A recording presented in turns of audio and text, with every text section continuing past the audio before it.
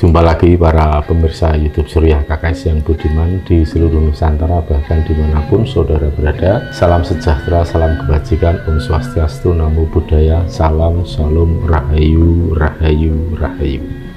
Kita akan melanjutkan perbincangan. Tentunya kita memilih tema-tema yang tidak sembarangan, yang sekiranya kita perlukan saat ini, dan mudah-mudahan nanti bisa menambah wawasan referensi literasi bagi para pemirsa, terutama yang sedang ingin atau tertarik belajar tentang spiritual Jawa dan kaitannya dengan dinamika politik saat ini.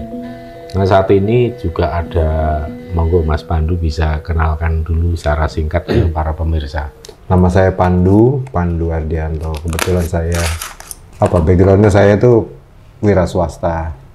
Kebetulan sedang mampir di rumah Papi Ki Sabdo Langit. Ini masih tentang Pilpres nih, Pi. Boleh. Lagi hangat-hangatnya nih Pilpres nih. Kalau saya perhatikan itu dari pertengahan November sampai awal mau Januari. Saya sebenarnya masih kayak berharap Ganjar. Ya, kita kan tahu lah partainya juga kelihatan dulu tuh kan partai yang oke gitu ya. Yang paling idealis, partai besar ya kan, bisa nasionalis pasti, partainya besar ya kan, kelihatannya juga oke gitu. Tapi begitu saya mengharap tuh Ganjar tuh jadi presiden tuh. Tapi setelah awal-awal mulai awal Januari itu kayaknya Ganjar sebagai calon presiden yang ditunjuk partai besar ini kayaknya hilang kontrol, udah kayak nggak kontrol, udah kayak panik, udah mengalami perubahan sikap psikologisnya apa segala macam, sampai dari bicaranya apa segala macam tuh bisa lihat perubahan sikap itu melalui apa, media atau dari media sih, dari atau media. Layar televisi atau waktu itu atau apa, bisa menilai seperti itu kan harus melihat langsung dulu. Iya, terutama dari debat kelihatan, terus dari saat yang ada di media kampanye, itu kan kampanye itu kan kelihatan gitu loh. Kayaknya ngomongnya tuh nggak jelas gitu, ngalor ngidul, terus emosinya tuh kelihatan banget. Itu yang saya lihat. Nah, itu kalau saya telisik balik, kan saya nonton video-video Papi banyak. Ya, Papi juga pernah ngomong banyak gitu di beberapa kesempatan. Apa ada hubungannya sama video yang Papi pernah share dulu tahun lalu? Pada saat waktu itu Papi ngomong ini adalah Suro Sisideman. Sisideman. Barang siapa yang baik itu politikus, baik itu bisnismen yang mengumumkan atau udah woro-woro duluan saat Suro Sisideman itu, dia bakalan ibaratnya busuk sebelum matang gitu. Sebelum berbuah, ya kan?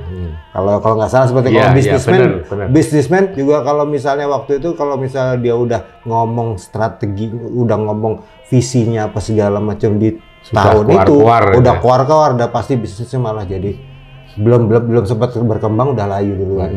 Itu. Nah, kecuali kalau misalnya diumumkannya di Suro Tumuwuh, Suro Tumuwuh itu Juli ya, Pak ya? 19 Juli 2023 itu baru mulai ya? Mulai Suro Tumuwuh fasenya. Fase Tumuwuh. Dan penghabisan Suro Sisideman itu pada 18 Juli 2023. Kita ingat betul karena secara tidak sengaja kita melaksanakan spiritual Nawasanga. Betul. Itu pada tanggal 19. Ya kan, benar ya? Pas Tumuwuh. Nah, kalau aku perhatiin, contoh nih, Anies Baswedan itu ditunjuk sama Nasdem. Dia ditunjuk, jadi dideklarasikan sama Nasdem, itu kan buru-buru banget itu. Itu kan pas sebelum Suro Tumuwuh, masih Suro Sisideman. Itu kalau nggak salah tanggal 3 Oktober 2022. Wah, itu udah dini banget. 3 Oktober 2022 ya. 2022. Ya, kalau saya lihat dari itunya. Nah, terus juga Ganjar. Ganjar sebagai presiden ya, calon presiden. Itu karena kan sebelumnya kan nggak tahu, PDIP belum jelas tuh. Ya pernah di-endorse sama Jokowi. Pernah di-endorse Jokowi, tapi kan belum ada, bener nggak? Megawati nggak mau, malah mengendorse Puan kan gitu, awalnya kan gitu. Itu baru diumumin itu tanggal 21 April 2023. 21 April 2023. Belum Juli juga tuh. Belum. Juli, berarti masih Suro Sesideman. Ya, betul.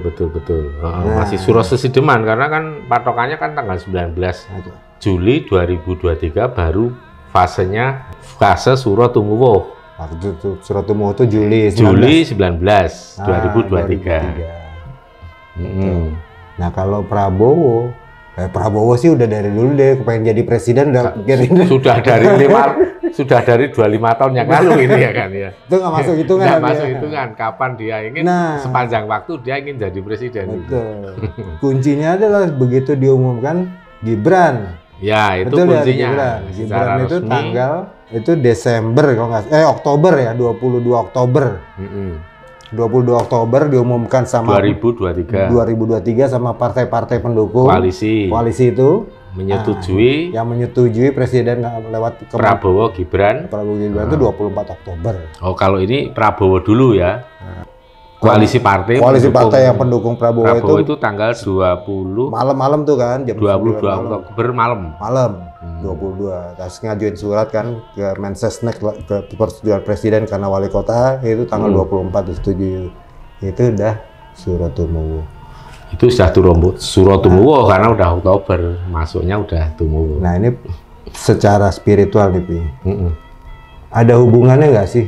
Ini kayak misalnya Ganjar terus Anies kayak gini, ini ada hubungannya nggak sih?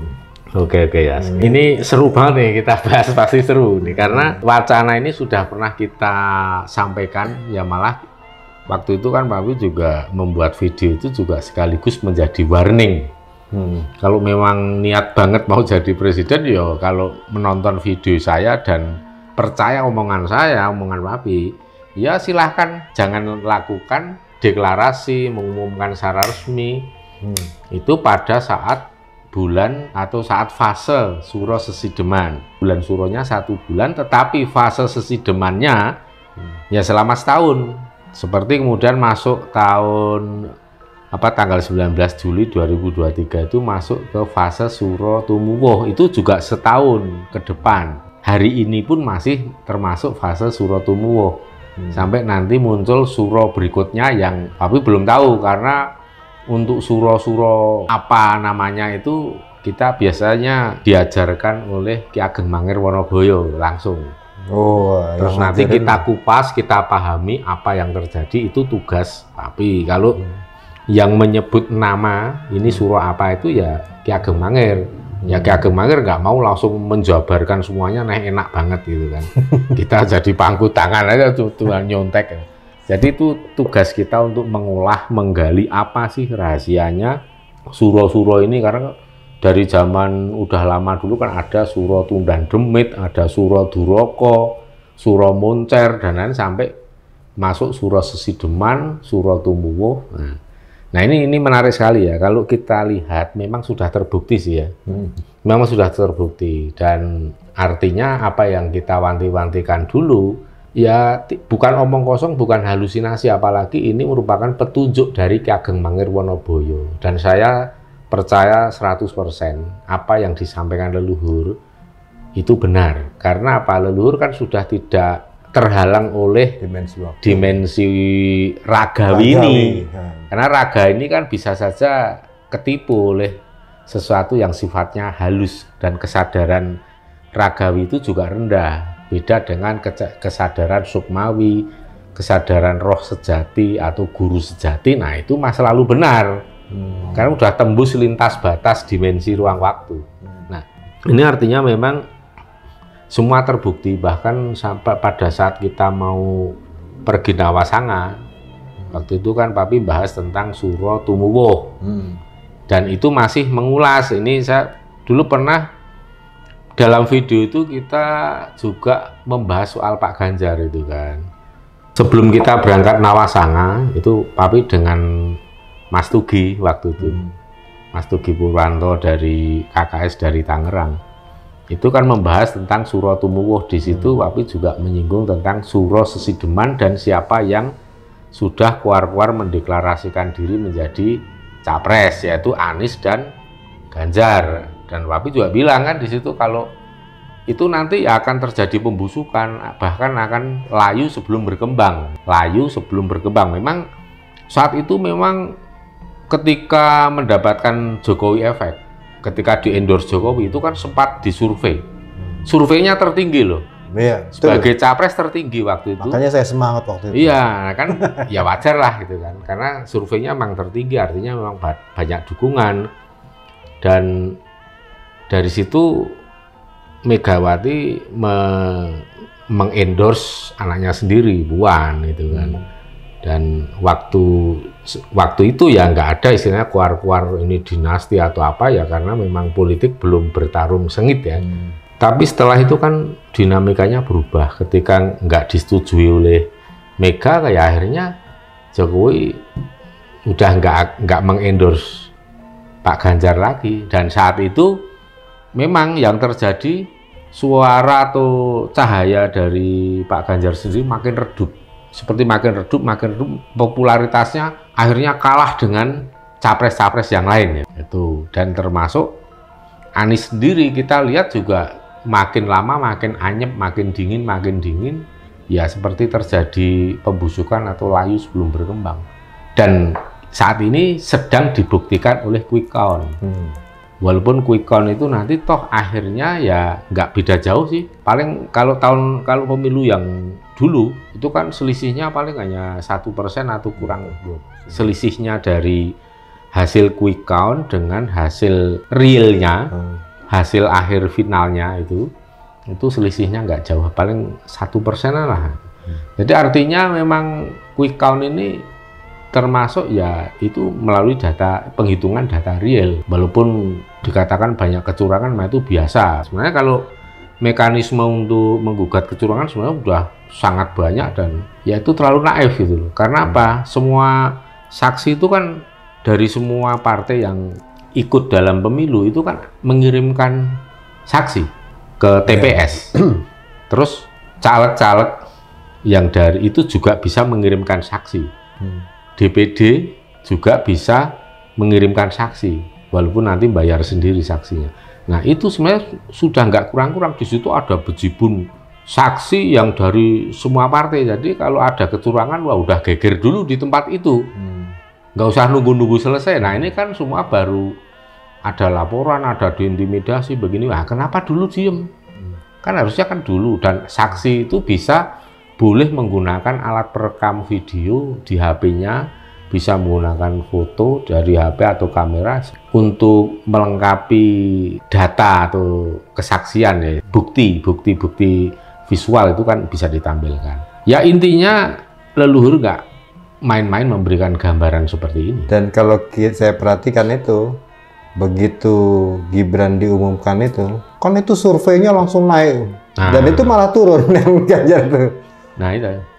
Ibaratnya ya kalah sama yang Tumuwuh itu ya, Bi? Ya betul. Jadi ini memang entah ini kebetulan atau memang sudah jalan ceritanya memang mesti begitu. Jadi Prabowo dan Gibran, walaupun saya sebenarnya menilai keduanya pun belum ideal untuk menjadi presiden, masih jauh lah dari ideal. Apalagi Gibran ya masih terlalu dini untuk menjadi wapres tuh. Kalau ini penilaian saya pribadi ya seperti itu ya. Ini hak saya juga, dan saya juga nggak asal-asalan kalau menilai orang, pasti berdasarkan sisi atau perspektif akademik gitu. Nah dari situ memang karena ada aura dari Suro Tumuwuh, tapi ya terbukti memang tumbuh. Memang tumbuh berkembang dan pesat. Cuma kan seperti yang diwanti-wanti Kagem Mangil, sing Tumuwuh itu bukan hanya yang baik, yang buruk juga akan beriringan. Jadi meskipun itu akan tumbuh berkembang pesat pendukungnya, supporternya untuk paslon 2, tetapi kan juga diiringi tumbuhnya sesuatu yang tidak baik. Makin gencar diserang, makin banyak dibongkar. Cuma kuncinya kan di sini nanti akhirnya siapa yang lebih bisa mengontrol emosi. Itu terus tadi ini ada kaitannya dengan perubahan dari sikap Pak Ganjar. Betul. Ya kan, dari pertengahan Desember, ya memang awalnya November itu masih kelihatan wise gitu kan. Masih kelihatan oke lah, bagus. Cuman memang sempat ditembak pertanyaan yang mematikan sama teman Papi yang pembantu rektor 3 UGM, Dan Pak Ganjar nggak bisa menjawab. Ada kan videonya yang beredar itu. Ditembak pertanyaan sama Dr. Ari Sujito, itu kan teman beliau Api, pembantu Rektor 3 UGM itu. Nah, dari situ sebenarnya sudah kelihatan semakin mengalami penurunan dukungan ya. Kalau kita lihat di situ udah makin banyak orang yang kurang simpati atau ya mungkin bisa berubah haluan ini. Sampai akhirnya pada awal Januari 2024 memang kalau Mas Pandu melihat ada merasakan perubahan yang cukup signifikan pada sikap Pak Ganjar itu ya belum bilang ya memang seperti itu ya. Kita memang lihat juga ada perubahan yang drastis, terutama lebih berasa emosional. Kalau kita lihat itu dalam debat capres-cawapres, terus dalam kampanye. Jadi agak banyak porsi untuk menyerang lawan daripada fokus mengkampanyekan program kerja. Ya kalau menurut Pak Api kan harusnya kalau dalam debat itu tidak usah fokus menyerang lawan. Fokus saja pada program kerja sendiri, dikuatkan, diperkuat dasar-dasar argumentasinya, diperkuat data surveinya, data otentiknya, realitasnya, itu kan akan jauh lebih mengena, akan lebih baik. Harusnya kan fokusnya di situ. Tapi ini kalau yang terpancing emosi malah akhirnya fokusnya menyerang lawan. Nah kalau menyerang lawan itu dengan cara yang ilmiah, yang akademik itu keren, bagus. Tapi kalau menyerangnya udah dengan emosi, wah itu akan menjadi bumerang. Itu yang terjadi seperti itu kalau dalam pertarungan publik yang disaksikan oleh rakyat ya. Siapa yang justru emosional bisa menjadi bumerang, dia akan justru tenggelam. Emosinya akan menenggelamkan popularitas dan dukungannya.